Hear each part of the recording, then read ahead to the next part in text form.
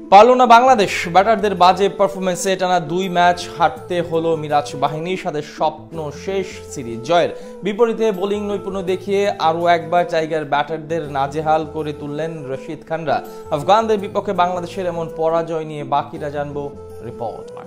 দলের একাদশে 11 জন, আর সেই 11 জনের 11 জনই ব্যাটিং করেছে, তাও আবার খুব বেশি ওভার পর্যন্ত খেলতে হয়নি।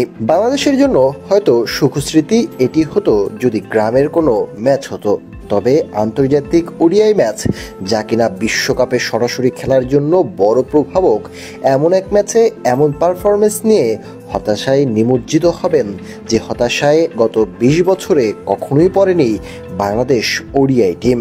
50 ওভারের ম্যাচ, 300টি বল, রান প্রয়োজন ছিল 191। দীর্ঘ ব্যাটিং লাইন আপ, সেখানে অন্তত 9 জন ব্যাটার, সেই 9 জন মিলে করতে পারবেন 191, এমনটি তো প্রত্যাশা করাই যায়।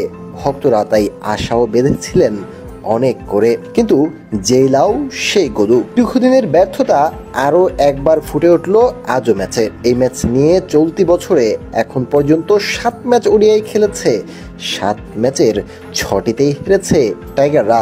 190 রান করেছিল আফগানিস্তান, জবাবে 191 রানের টার্গেটে ব্যাট করতে নামেন তানজিদ হাসান তামিম এবং সাইফ হাসান। শুরুতেই ব্যাট হাতে যেন ভয়ে কাঁপছিলেন Tanzid Hasan.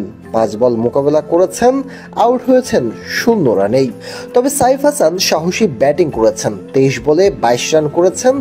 Back to back boundary হাঁকানোর পরও আবারও দায়িত্বহীনভাবে 6 হাঁকাতে গিয়ে ধরা পড়েছেন। তার আগেই শান্ত ফিরেছেন রান আউট হয়ে মাত্র